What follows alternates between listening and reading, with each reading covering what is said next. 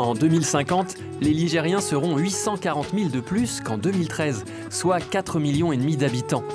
Cette croissance démographique a un impact fort sur les activités économiques, la production de déchets et les modes de consommation de tout à chacun, consommateurs et producteurs. À ce sujet, la région Pays de la Loire est d'ores et déjà la première région de France, avec 38 établissements publics de coopération intercommunale qui produisent moins de 150 kg par habitant d'ordures ménagères résiduelles. C'est un effort considérable, mais il faut aller plus loin et ensemble.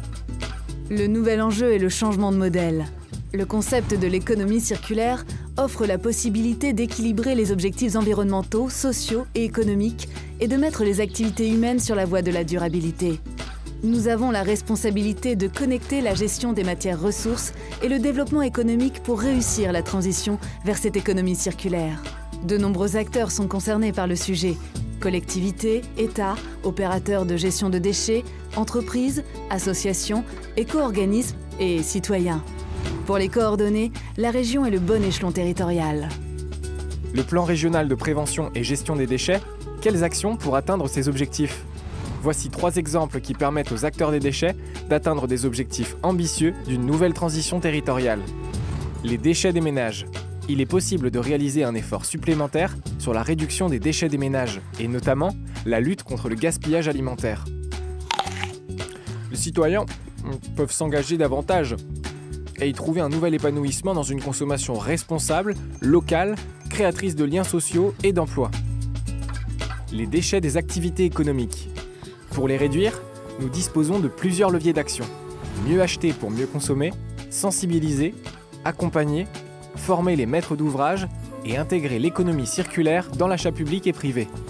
Mieux orienter vers une filière de valorisation matière et organique en adoptant les 3 R. Réutiliser, réemployer et réparer. Le dernier exemple, ce sont les déchets dangereux. Leur nocivité nécessite de mieux les capter et les orienter sur les bonnes filières avec des objectifs d'évitement et de réduction de ces déchets. Le plan d'action en faveur de l'économie circulaire. Quelles actions pour atteindre ces objectifs?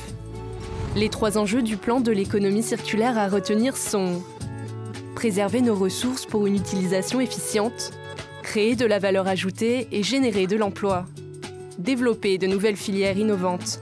Les 4 axes pour atteindre ces enjeux sont: réussir la transition vers l'économie circulaire en développant par exemple la mise en réseau des acteurs, mais aussi par la mise en œuvre d'un observatoire des ressources.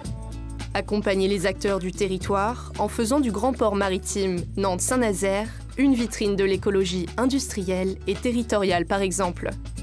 Développer l'économie circulaire dans les filières à fort potentiel, en accompagnant par exemple le développement d'une filière de recyclage des bateaux de plaisance.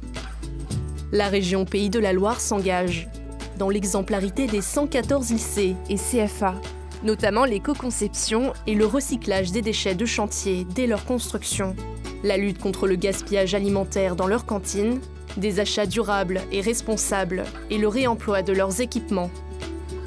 Les déchets sont des ressources à optimiser localement. L'économie circulaire est omniprésente dans notre vie quotidienne, mais s'appréhende transversalement.